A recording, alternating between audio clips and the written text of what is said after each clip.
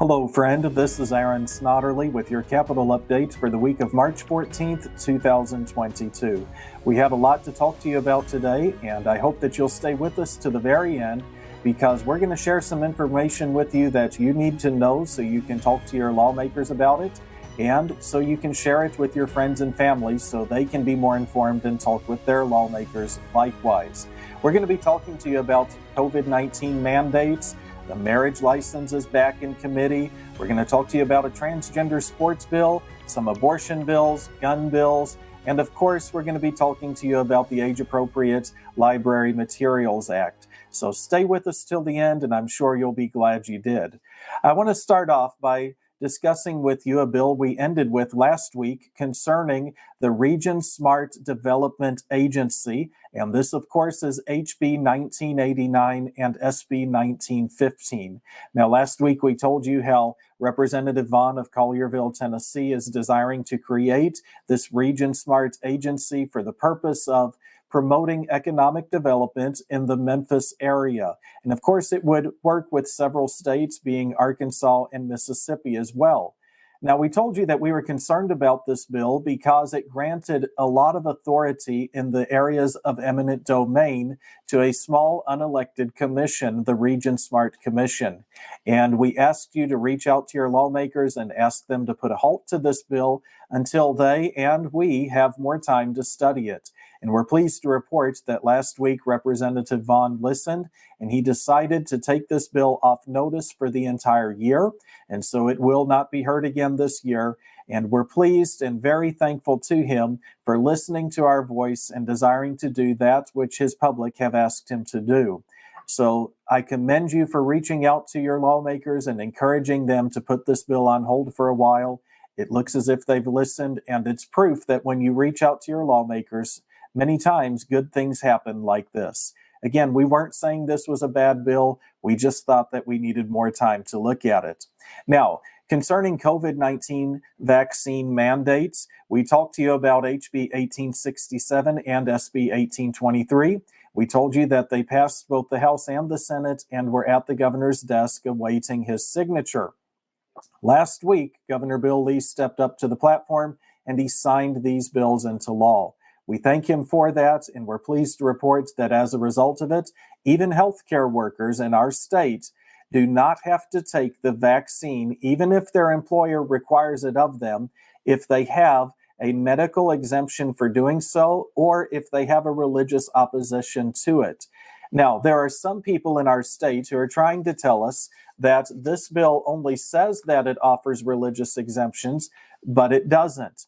And friends, they could not be more wrong. Some of them are good people, and we appreciate some of the good things they do across our state. But friends, they're just flat out wrong. I hold the bill in my hand right now, and I'm reading from it. It clearly states that an employer that requires a person to provide proof of vaccination or requires an individual to receive the COVID-19 vaccine must, and I underline that word must grant the person an exemption to the policy if, number one, if the person provides a valid reason for a medical exemption supported by a statement that has been signed and dated by a licensed healthcare provider, or number two, if the person states that he or she has a religious belief which prevents the person from complying with the policy. Clearly, HB 1867 grants religious exemption to people who oppose vaccine mandates concerning COVID-19, and it clearly does so. They cannot deny it. Now, where they come off trying to deny it is later on in the bill. It says that an employer described in subsection A shall not, and then it says deny a request for an exemption without a written statement explaining why the request was denied.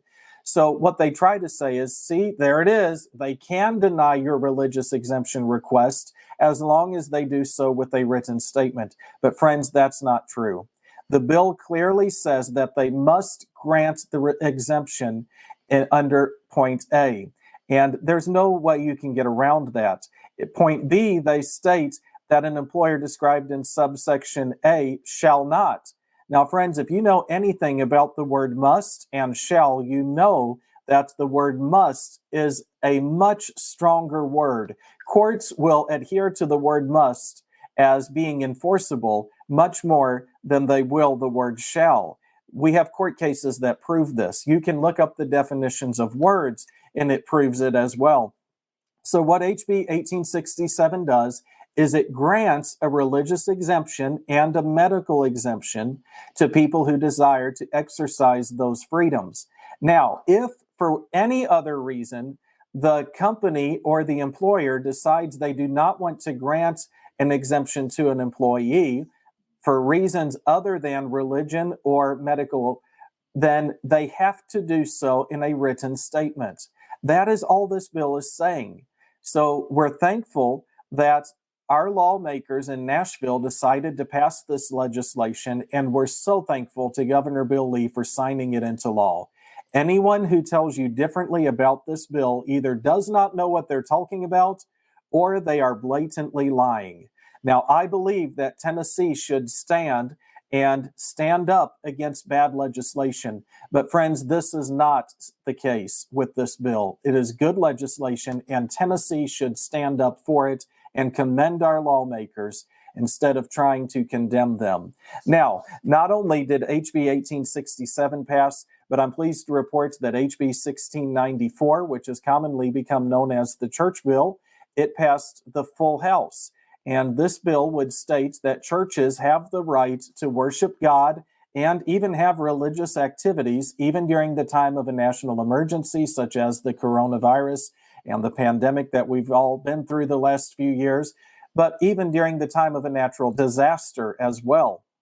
So it's passed the House, and it's scheduled to be heard this Tuesday in the Senate State and Local Government Committee. Please pray that it passes this committee, because we need a state that backs our First Amendment right to worship God. The First Amendment of our U.S. Constitution does not state that we have religious freedom unless there's a pandemic or a natural disaster. No, it just says we have religious freedom, period, and our state law needs to back that up as well. So please pray for HB 1694 and SB 1837. Now, concerning the marriage license bill, HB 233, it was voted on last week in the House Children and Family Affairs Subcommittee, and quite frankly, it was voted down. We did not have the votes for it to pass last week. Several lawmakers seemed to act as if they were confused about it. We're not quite sure why they would be, but that's the way it was. And then some of the rules concerning the committee were not followed as well. Procedure was not followed. And so there's been a petition to hear this bill again in committee, and I'm pleased to report that our lawmakers have agreed, and not only have they agreed to reconsider it, but it looks as if they're going to vote it out of committee this upcoming Wednesday. So please pray with us that they will. This is an important bill because it would give pastors the option of signing a marriage certificate or license that only offers the option of traditional marriage. Now, friends, if you can go to a government website or pretty much any website these days and fill out a form that has a drop-down menu for you to choose what gender of 1,000 you wish to be, then surely to goodness we can give our pastors the option to only sign a marriage license or certificate that only gives that is only designed for traditional marriage. So we 100% support this bill. We're pleased it's being reconsidered, and we ask you to pray that it will pass this Wednesday in committee. Now, the transgender bill I want to talk to you about today is HB 2316, and it's being sponsored by Representative Reagan of Oak Ridge, Tennessee. And basically what this bill would do is it would prohibit males, biological males, from participating in female sports. And there's a plethora of reasons why we support this legislation. It just makes common sense that young ladies should be allowed to compete for championships and scholarships and so many other things, and do so against people of their own biological sex instead of biological males. It's becoming a big issue in the news these days, and we're glad that Representative Reagan is desiring to tackle this issue in our state so that our young ladies can be free from the harassment, as it were, of biological males in their own sports. So please pray for HB 2316. Pray it'll pass. Its Senate equivalent is SB 2115, or excuse me, SB 2153. And it has yet to make any move in the Senate, but the House bill is scheduled to be heard in committee this Wednesday.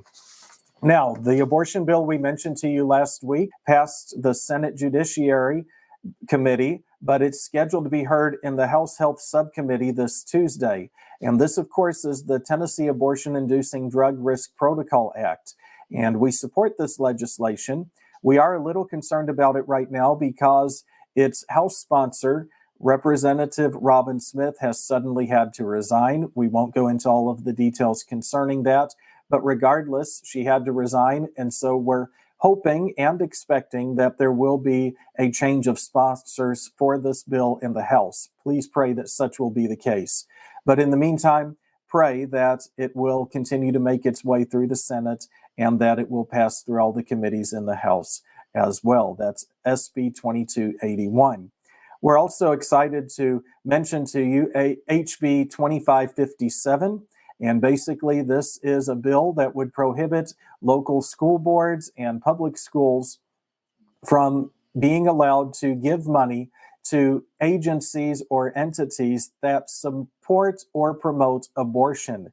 And so what happens in our state is a lot of times money is funneled through our public schools and it ends up in the hands of abortion providers. We don't want that to happen in the great state of Tennessee. And so this bill would prohibit that. We ask you to pray for its passage and contact your legislators and let them know you support it. HB 2557 and its equivalent in the Senate is SB 2158. HB 2330 concerning our Second Amendment. We mentioned it to you last week, and it is scheduled to be heard this week in the Finance, Ways, and Means Subcommittee on Wednesday. And basically, this is the lifetime carry permit bill. Now, many people are confused why we need this bill. And because, last year the governor sponsored the Second Amendment carry bill, which passed and became law, and basically said that the Second Amendment is our right to carry a gun. It is our permit. And we 100% agree with that. We're glad it passed and became law. However, if liberals ever gain control of our state again, it's very possible that they would repeal that, meaning that all the gun carry permits that have been issued across our state would have expired most likely. And even if they didn't, they would end soon. And so what we desire to do is to look at the gun carry permits that have been issued and say, hey, they're good for life, not just 8 years. And that, of course, makes sense as long as a person is a law-abiding citizen. Now, really quick, I want to mention to you HB 1944 and SB 1944, which deal with the appropriate materials in our libraries.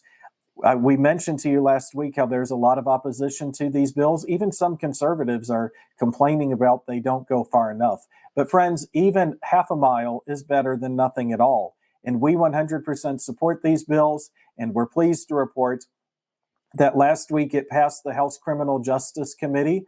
But this week, it's scheduled to be heard in both the House and Senate Education Committees. So please pray with us that we'll be able to pass this bill and that our children will be protected from inappropriate material, such as pornography and various other things that could be detrimental to their lives.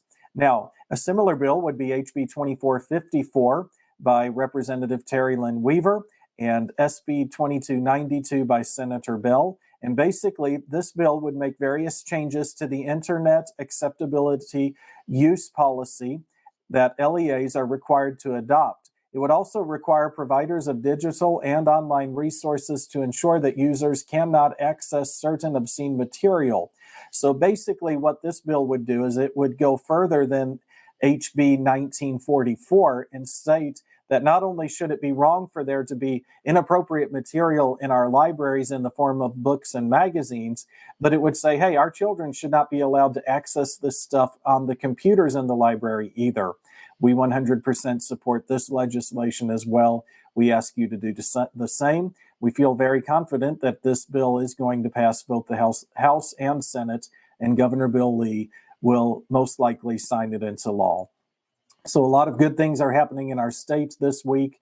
Clearly, your voice has had an impact on our lawmakers concerning the RegionSmart agency they desired to create, and that has been put on hold. So we encourage you, continue to make yourselves well versed in legislation that's being considered by our lawmakers. Reach out to them, tell them the legislation you support and that which you oppose, and we believe that you will continue to have a positive voice. We should not be the silent majority. We should be the outspoken, well-mannered majority. And so I encourage you, let your voice be heard. We pray that God will use us to bless America, and we thank you for investing in your future through our ministry.